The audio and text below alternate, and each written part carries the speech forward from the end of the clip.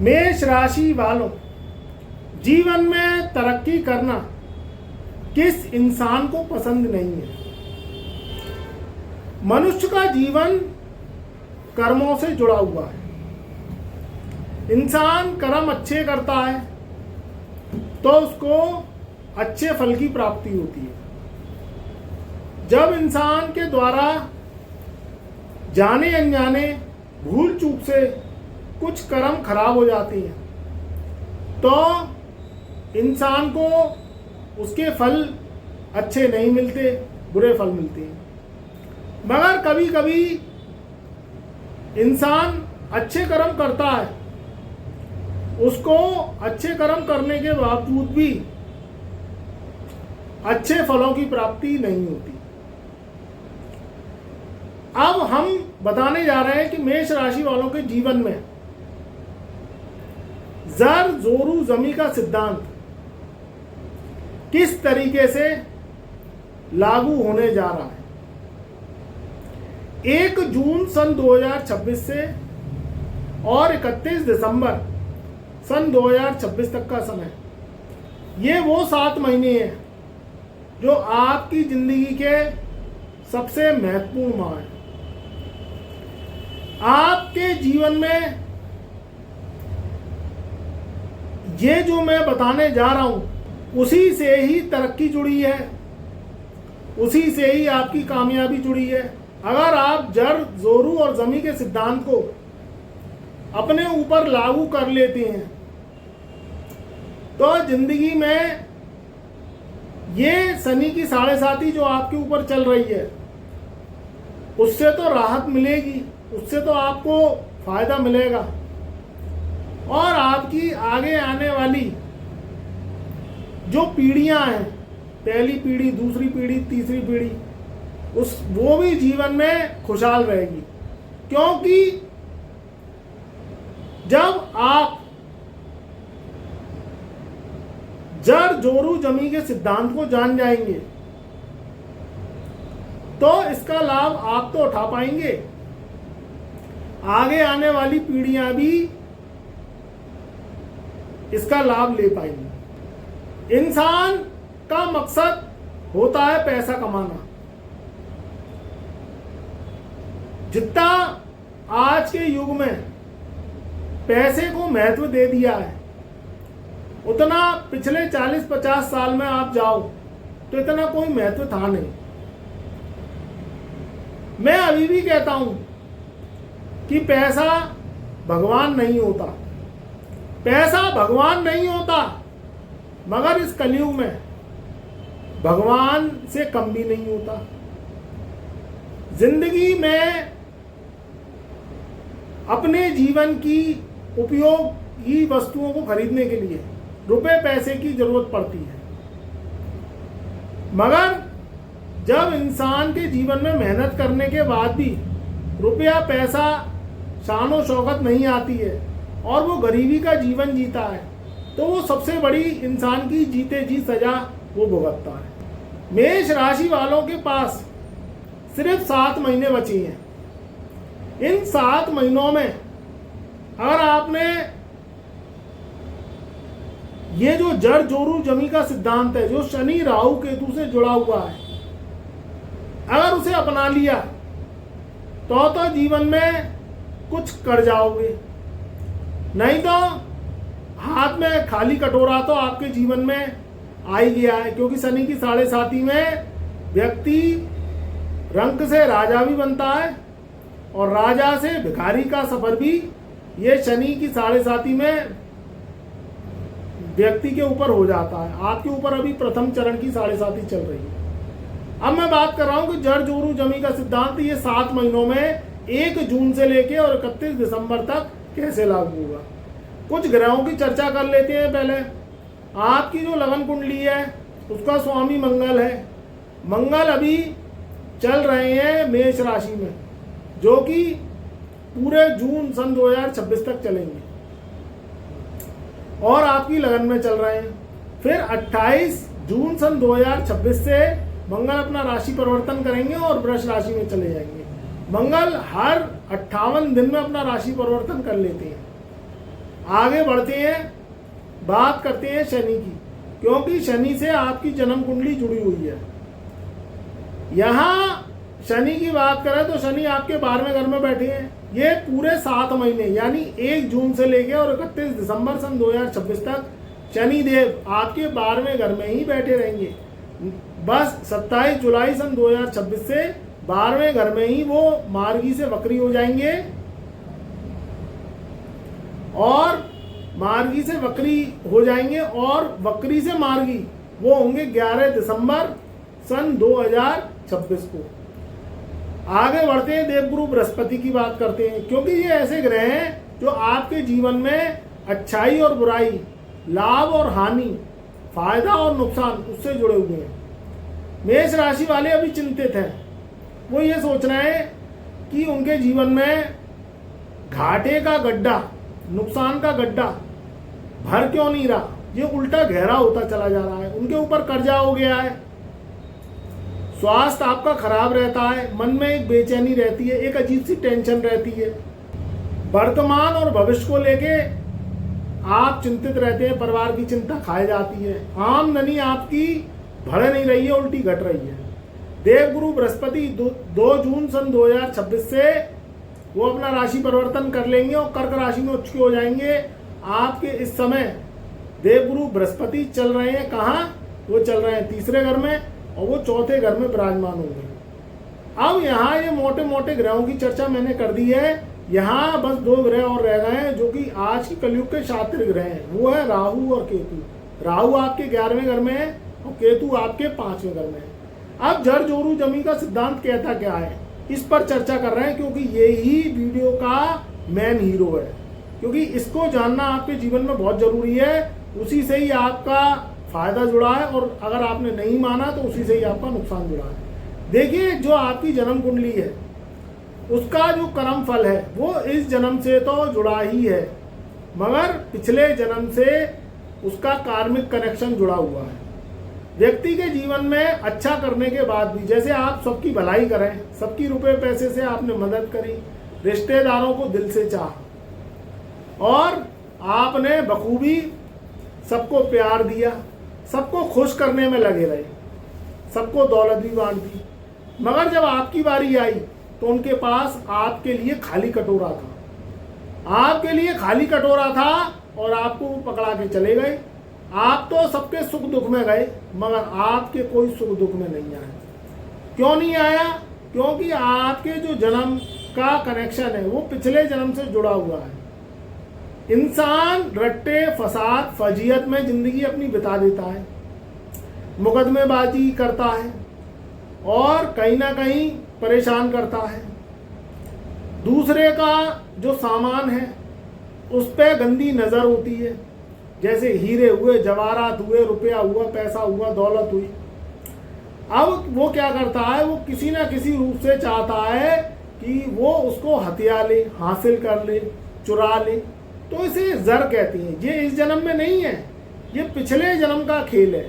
आपकी जन्म कुंडली में पिछले जन्म में आपने अगर अपने नाते रिश्तेदार, भाई बंधु या पड़ोसी या किसी व्यक्ति जो विशेष है या वो कमज़ोर है, उसका सामान यानी जर यानी जेवरात, उसकी दौलत, उसकी संपत्ति आपने चुरा ली, हड़प ली, ब्याज सूद खोर किया, मूल के संग संग ब्याज भी बढ़ाते गए और लेते चले गए, या अपना बल दिखा के आपने क्या किया, उसे हथिया लिया, उसको वापस नहीं लौटाया।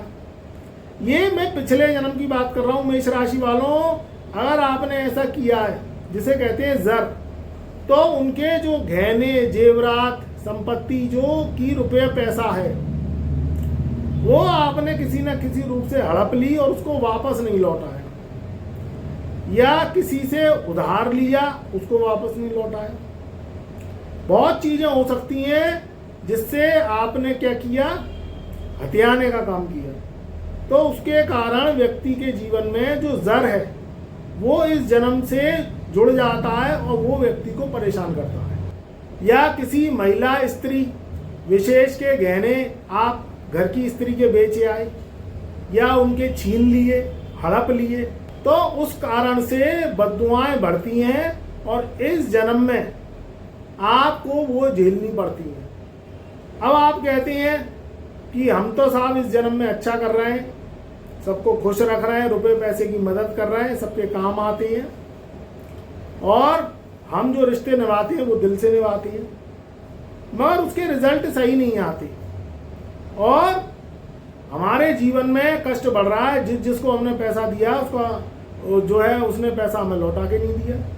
अब आप इस बात को लेके करते हैं कि हम अब करें क्या, हम तो किसी के संग में कोई बुराई करते नहीं। तो मेरे भाई, मेरे बंधु, मेरे मित्रों, ये आपकी जो जन्म कुंडली है उसका जो संबंध है वो पिछले जन्म से जुड़ा हुआ है, इसलिए आपके जीवन में आपको फायदा नहीं मिलता, रिश्तों में धोखा मिलता है, आपका पैसा कोई ले जाता है उधार मांग के, या किसी भी रूप में आप पे कर्जा हो गया, शनि की 7.5, शनि की महादशा, राहु की महादशा में आपको बुरे फलों की प्राप्ति हुई, आपका पैसा फंस गया, कर्जा चढ़ गया, प्रॉपर्टी में फंस गया, विवादों में फंस गया, आप मुकदमेबाजी लड़ रहे हैं, बेमतलब में कानून, रट्टे, फसाद, फजीयत इस पचड़े में पड़े हुए हैं।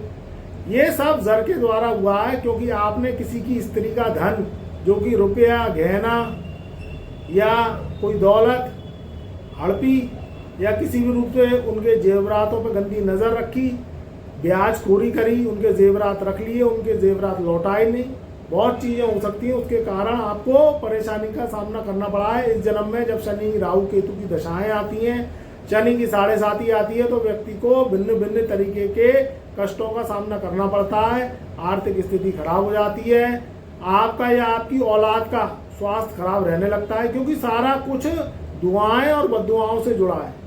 दुआएं लेंगे तो तरक्की होगी, बद्दुआएं लेंगे तो वो नेस्त की निशानी होती है, आपकी वंशावली रुक जाती है, कर्जा हो गया, आपके जीवन में स्वास्थ्य खराब रहने लगा, सेहत खराब हो गई, आपकी लाइलाज बीमारियां पनप गई, बहुत चीज़ें होती हैं। तो इसका संबंध जर से जुड़ा हुआ है, जो मैंने बता दिया कि जेवरातों को हथियाना या किसी लेडीज का या किसी महिला के जेवरात चुराना, उसको बेचना, हड़पना और ज़बरदस्ती जेवरातों पर गंदी नज़र रखना, उनकी वस्तुएं लेडीज़ों की चुरा ली आपने, उनके गहने बहुमूल्य वस्तुओं को हथिया लिया, या किसी के भी जो है आपने जो जेवरात हैं, अमूल्य वस्तुएं, अगर उनको हड़पा तो वो इस जन्म में आपको भुगतान के रूप में आ जाती हैं और आपको परेशान करती हैं। इसका मैं समाधान भी बताऊंगा, मगर मैं 2 चीज़ों के कॉन्सेप्ट को और क्लियर कर दूं तब बताऊंगा, तो आप पूरी वीडियो पर आप बने रहना।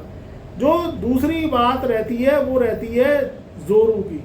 देखिए, महिला क्या है, बहुत ही भोली होती है, मातृशक्ति होती है। यहाँ पत्नी का दर्जा सबसे बड़ा है, बहन का दर्जा उससे भी बड़ा है, माँ का दर्जा उससे भी बड़ा है। जो भी लेडीज है, जो भी महिला है, वो अपने अपने स्थान पे सब सही है, कोई महिला गलत नहीं है, मातृशक्ति सबसे बड़ी शक्ति। मगर इंसान इस चीज को समझता नहीं है, इंसान तो दौलत के लालच में अंधा हो जाता है। उस अंधेपन में वो क्या करता है, रिश्तों से खिलवाड़ करता है। आपने किसी प्रेमिका से प्रेम किया, ये मैं फिर बता रहा हूँ, आप इस जन्म में मत खो जाना, ये पिछले जन्म का खेल है जो इस जन्म में आपको भुगतने पड़ रहे हैं।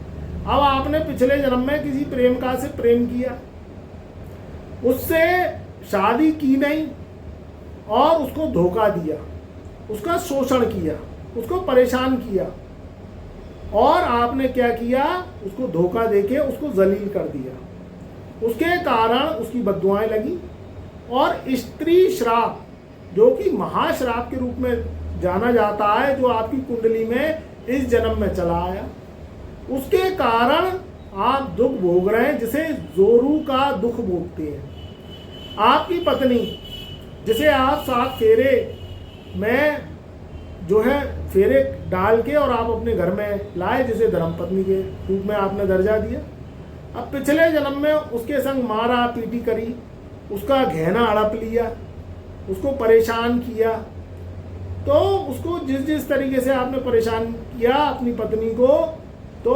उसकी आत्मा को कष्ट हुआ, और जो जोरू का सिद्धांत है, जो कि शनि का सिद्धांत है, उसके कारण आप इस जन्म में दुख भोग रहे हैं। अब आपकी शादी पहले तो हुई नहीं, और हो गई किसी कारणवश तो तलाक हो जाता है, आदमी सालों मुकदमे लड़ता है, क्योंकि यहाँ स्त्री श्राप लगा आता है। देखिए, इंसान की शादी ना हो तो वो एक अलग बात है, मगर शादी होने के बाद वो आदमी या वो औरत दुख क्यों भोगती है?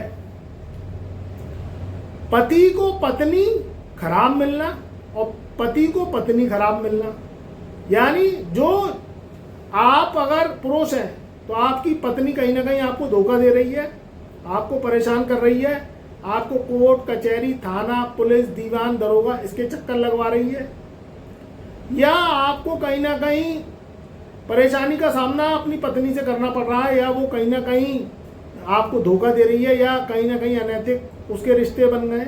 बहुत चीज़ें हो सकती है, या आपको ऐसा शक है या ऐसा नहीं हुआ है।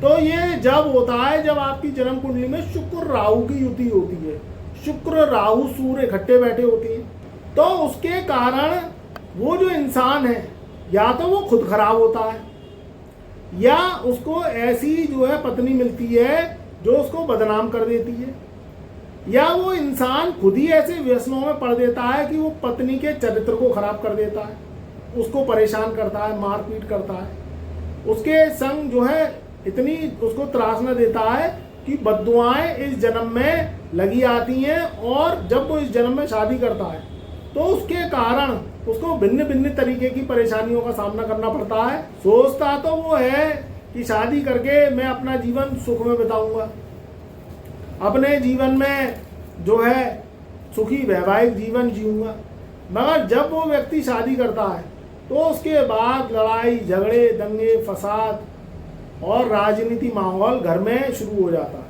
और अगर घर में ये चीज़ें हो जाती हैं शुरू, तो फिर जीना दुश्वार हो जाता है। ना तो व्यक्ति कमा सकता है, ना नौकरी कर सकता है, ना दुकान कर सकता है, ना जी सकता है। भिन्न भिन्न तरीके की जब घरेलू हिंसा होती है तो वो महाहिंसा से बुरी बताई गई है। तो कुंडली का विश्लेषण इसमें पहले करवा लेना चाहिए, जिससे आप सतर्क हो, सावधान हो और अपने कर्मों को सही रखिए, दूसरे को धोखा देना बंद कीजिए। तब आपके जीवन में लक्ष्मी की कृपा आपके पास आएगी, जीवन में अच्छी सेहत, अच्छी कामयाबी, अच्छा मुकाम आपको प्राप्त होगा। ये जोरू का सिद्धांत है कि आप अगर पुरुष हैं तो पत्नी को धोखा ना दें इस जन्म में, और आप जो है अगर लेडीज हैं पत्नी है तो पति को धोखा ना दें। अगर आपको जीवन में एक अच्छी मैरिड लाइफ चाहिए, धन चाहिए, दौलत चाहिए, काम कारोबार इज्जत चाहिए, अच्छा स्वास्थ्य चाहिए, तो आपको इन चीज़ों को मानना पड़ेगा, समझना पड़ेगा कि एक दूसरे को धोखा देना बंद करें, नहीं तो वैवाहिक जीवन खराब होती देर नहीं लगती है और आदमी का जो है सब चौपट हो जाता है। तो ये चीज़ आप अगर पिछले जन्म में करे आए हैं तो इस जन्म में आप देखना कि आपके जीवन में जो वैवाहिक सुख है वो सुख तो रहा नहीं है, वो अब सुख बन गया है। अशांति, घर में कलेश, रट्टे फसाद, फजीयत, छोटी छोटी बातों का तिल से ताड़ बनाना, कोर्ट कचहरी, लड़ाई झगड़े, मुकदमेबाजी और वो सिरदर्दियाँ जो आप सोच भी नहीं सकते, जीवन सब कवाड़ा हो जाता है और सब कमी कमाई बराबर हो जाती है। तो जोरू का सिद्धांत आपको ये समझ लेना है कि इस जन्म में स्त्री का सम्मान करना है, चाहे आपकी पत्नी है, बहन है, बेटी है, बुआ है, मौसी है या आपकी माँ है, सब स्त्रियों का सम्मान करिए तो आपके जीवन में तरक्की का आपको जो है कामयाबी मिलेगी। जोरू का सिद्धांत यही कहता है कि आप मातृशक्ति का सम्मान करें और अपनी पत्नी को तवज्जो दें, या आप पत्नी है तो पति को तवज्जो दें, उनका सम्मान करें और धोखा एक दूसरे को देना नहीं है, तब आप जीवन में तरक्की कर पाएंगे। तीसरा सिद्धांत होता है जमी का। देखिए, जहाँ से प्यारी ये जमी हमारी, इंसान जमीन के पीछे अपनी जिंदगी लगा देता है। दुकान, मकान, कोठी, बंगले, जमीन, जायदाद ये सब बनवाना बहुत मुश्किल का काम है। इस समय आदमी क्या करता है कि अपने जीवन में एक ही बार मकान बनवा पाता है पूरी पूंजी जुटाने के बाद, और महंगाई का स्तर बहुत बढ़ गया है तो अब मकान लाखों में नहीं करोड़ों में बनते हैं।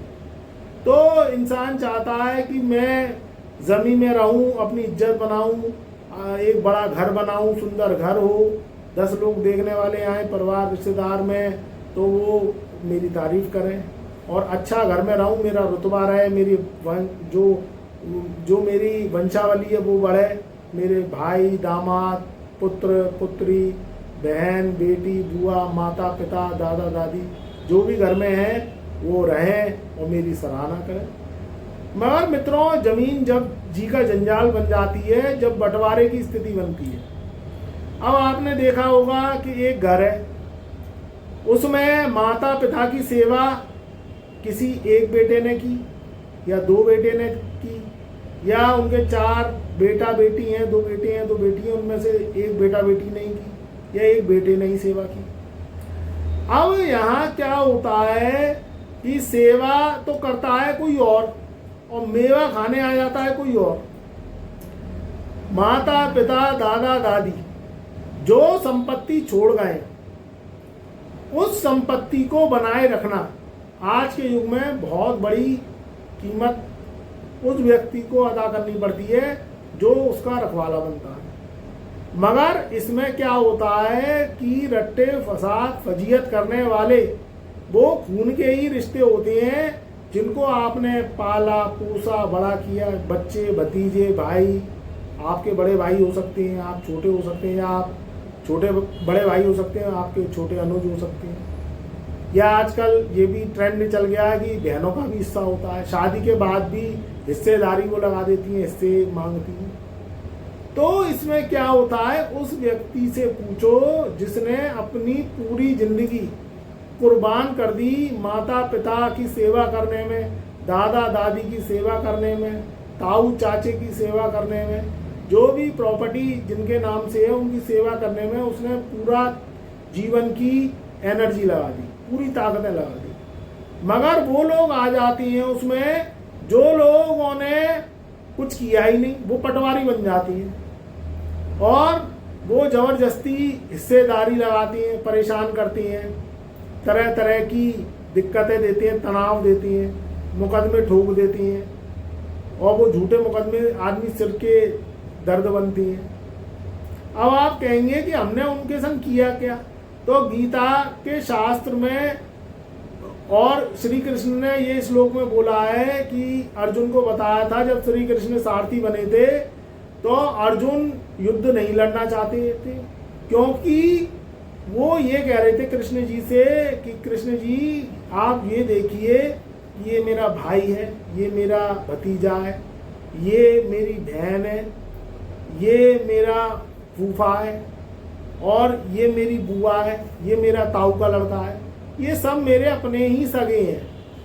अब ये बताओ आप, क्योंकि श्री कृष्ण ने दिव्य दृष्टि उनको फिर बाद में दी, अब वो दिव्य दृष्टि से पहले सब उनके रिश्तेदार ही थे, तो वो ये कह रहे थे अब मैं इनसे कैसे लड़ूं, किससे जीतूं और किसको हराऊं, क्योंकि ये तो मेरे अपने सगे वाले हैं, मेरे रिश्तेदार हैं खून के, मैं इनसे कैसे युद्ध लड़ सकता हूं।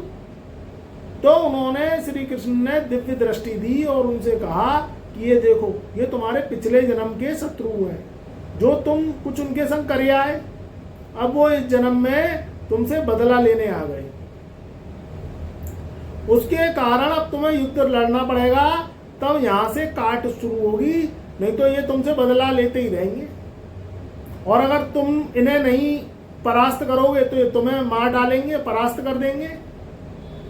तो गीता के अध्याय श्लोक में भी लिखा है, पुराणों में भी लिखा है, शास्त्रों में भी लिखा है कि पिछले जन्म में अगर आप कुछ करे आए हैं, जर जोरू जमी के, जो कि शनि राहु केतु के सिद्धांत है, उसे तोड़े आए हैं, तो इस जन्म में वो आपसे बदला लेने आ जाती हैं। आपके सगे वाले हो सकती हैं, खून के रिश्ते हो सकते हैं, भाई चाचा दामाद, आपकी पुत्री, आपका बेटा, आपकी पत्नी, ये ऐसे रिश्ते, आपका साला, आपके ससुराल वाले, ये ऐसे रिश्ते हो सकते हैं जो आपको परेशान करें, आपको आपका जीना हराम करें, आपकी संपत्ति हड़पने की कोशिश करें।